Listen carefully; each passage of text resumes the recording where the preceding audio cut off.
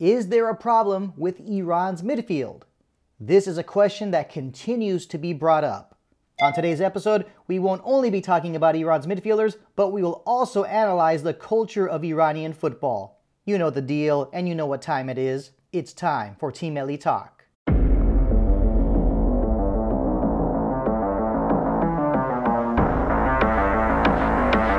Is Dragan Skocic the man who can solve Iran's problems in midfield? Hey everyone, welcome back to Team Melli Talk. Glad you could join us. And also joining me for this episode, my good friend, Pasha Gerami. Pasha, how's it going, man? It's great to have you back. How you feeling lately? Art, I've been doing very well. Thank you for having me. I look forward to speaking with you today. Now, before getting to the main topic on hand, it only makes sense to talk about Iran's head coach, Dragan Skocic. All right, Pasha, I'm pretty big on numbers and statistics. What about you? I love it. All right. Having said that, let's take a look at some numbers and statistics first. Talking about goals conceded and scored in the final round by Team Melli, the national team of Iran. When we look back to 2018, Iran conceded 2 goals in 10 matches. Now, fast forward to this current final round, Iran so far has only allowed 2 goals in 8 matches. But let's take a look at the stats for goals scored in the final round. During the final round of 2018 qualifying, Iran scored 10 goals in 10 matches. But take a look now, 13 goals so far and only 8 matches played in the final round. Now let's face it, Pasha, there were a lot of doubters of Dragan Skocic when he was hired to be the head coach of Iran. But what is your opinion of him now after learning of these statistics that I just shared? Skocic has actually started to implement an identity to the national team, and I like to see that. We see good build-up play. We see link-up between our forwards and wide players, and our center midfield players are also getting involved as well, which is great. And in regards to our defense and conceding only 2 goals so far in this final round, I'm not too surprised. Our opposition is not too strong, with the exception of South Korea. And the second goal that we conceded against Lebanon really was an anomaly. I haven't seen a goal scored like that before in my life prior to that occasion. I am a bit worried, though, about our offensive output, because although we have scored a decent amount, we are not lethal enough, in my opinion. When I watch Team Melli play, I see 6, 7 sometimes, if not more, goal-scoring opportunities. I know that sounds like a hyperbole, but it really isn't. Against some of these minnows, we should be scoring at least 3, 4, 5 goals against them. And we do have the chances. We're just not taking them. So if we don't take those chances, I really think we're going to be punished in the World Cup. Now it's time for us to get into the main part of our agenda. And of course, once again, I have more numbers and statistics to share. Pasha, are you ready? Ready as always. Right now, we're focusing on assists by Team Melli in the final round of World Cup qualifying. Let's have a look. Leading the way, Sardar Azmoun with 4. Mehdi Taremi and Vahid Amiri each with 2. Then Ali Reza Jahanbakhsh, Karim Ansari Fard, Alayyar Sayedmanesh and Ali Golizadeh each with just 1 assist. Now, based on the numbers I just shared with you, Pasha, what stands out to you, or better yet, what do all these players have in common? Well, first, I'd like to point out that Azmoun didn't play the last 2 World Cup matches. So to have 4 assists in, 5 or 6 games is quite impressive. That said, I'm not too surprised with the stats, especially in regards to Azmoun and Taremi. Those 2 link up amazingly. And the one goal that comes to mind especially is the goal Taremi scored against the UAE in the UAE. And assisted Taremi, they have an amazing connection together. In regards to the other players, these are creative individuals. Golizadeh, Jahanbakhsh, also Vahid Amiri. These are guys who know how to get the ball to forwards. And I'm not too surprised by the statistics really exemplifying that. And yet the fact of the matter is, though, there is something that really has to be shared. And this goes back to a conversation you and I have had before about Team Melli, specifically the midfielders. Out of all those players I just mentioned, and their assists in the final round, none of those players our central midfielders. I mean, what does that say? Right, that's a dilemma, basically, and it goes to the footballing culture of Iran. If you watch the PGPL, you'll see some excitement, yes. You'll see a lot of shots, yes. Some brave defending, yes. But you'll see a lack of playmaking in the middle.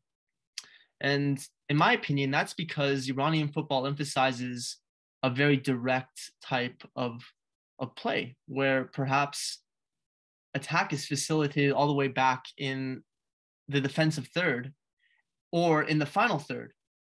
So that basically means that there's a void in the middle, and the middle is seen mostly as a battleground, a place for roughhousery, aerial battles, so on and so forth. So we may have talented midfield players, but they're not allowed to express themselves because of the way teams play. So until that's fixed, until the infrastructure promotes more playmaking, promotes midfield magic, for lack of a better word, I think that we're going to see some detriments to our national team. And the players that truly exemplify Team Melli's middle, like Saida Ezzatollahi and Vaida IRIB. Well, IRIB, first of all, he's an auxiliary player. He can play anywhere. He's a unique guy. But Ezzatollahi, he's not really the product of Iranian football. He left to Atletico Madrid's youth team at 17. And we can see how integral he is to our midfield. But when we're having to call up players, no offense, like Sarlak, who are quality PGPL players, but really on the international stage, they're not too unique. I think that's indicative of a problem with football and culture in Iran. And until that's solved, like I said, we're going to see the repercussions. And like one thing you also said as well, when we look back to some of the goals so far scored in the final round, you write it with these goals come to you right away, passes from the defensive third. And, we could go on and on about this. I remember even the first goal Iran scored against Iraq when it was played in Qatar. It was Omid Nourafkan who got a very nice pass to Mehdi Taremi down the left flank. And, we know the rest. Ended up being a goal scored by Jahan Bash with his head. Absolutely. Yeah, it makes you think, what if we had a guy like Nourafkan playing in the middle? Maybe that would help facilitate the midfield play a bit better. But I think we're very fortunate in the fact that we do have these auxiliary players that can play multiple positions, such as Nourafkan, such as IRIB, and they can provide a lot for us.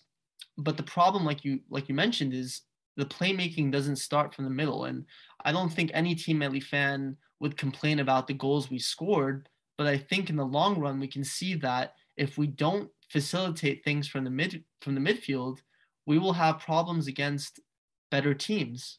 And their opposition is weak. So we have to look ahead.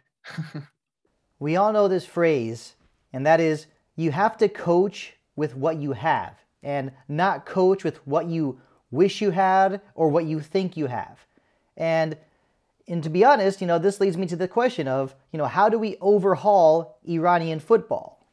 I think what needs to happen is we need more perhaps European coaches to enter Iran, to bring the European game to Iran. And we should, instead of continuing this very direct style of play, maybe incorporate modern approaches to football. And yes, Iran, they're able to stunt other teams because we have a unique style of play, but it's not a bad idea if we incorporate some European-esque styles to our football. And if we can do that, then I think Iran would be an extremely formidable team and would be able to compete against any side in the world, I think. We're getting ready to wrap up this edition of Team Melli Talk, and so far we've had a very, very good discussion. And, from my point of view, I feel that with the inexperience of Dragan Skocic and, talking about the football philosophy of Iran, let's be honest, it's going to be difficult for Iran to have a different strategy and different tactics at the 2022 World Cup in Qatar. But what I want to see is that I want to see Iran playing some attacking football. I don't want to see a repeat of what we saw in 2018. I want to see goals scored against the run of play. Don't be concerned about not having, such a great central midfield, just go out there and play, because we know that your best defense is a really good offense. Yeah, absolutely. I agree completely. That being said, we have to look at our defense. We don't want to be too susceptible at the back. So if we're gung-ho about going forward and attacking with flair, then that could lead to some voids defensively speaking. And we know, quite frankly, that the defense this time around is incomparable to the defense we saw in 2018 under Carlos Queiroz, who is the master of defensive formation. So I agree with you. As long as we can keep a nice balance, I think we're capable of doing so, because we have world-class attacking players, and that's not an exaggeration. We truly do have world-class attacking players, but we don't have world-class defenders. So all of that in consideration, I think we can certainly surprise some teams in the World Cup, but let's be prudent about the way we go about attacking and playing our game. And Pasha, just like to thank you for taking the time to join me again on Team Melli Talk. Always great to have you on the show. Art, like always, I really appreciate it, and I hope the best for you, man. And that's it, everybody, for this edition of Team Melli Talk. As always, really do appreciate the support. Make sure you get to our website, www.teammellitalk.com. Remember, this is your best source for the latest news on Team Melli, the national team of Iran. Make sure you find us on social media, Facebook, Instagram, Twitter. You know the handle, @Team Melli Talk. Don't forget to like, comment, share, subscribe. Hit that notification button. See you on the next edition of Team Melli Talk.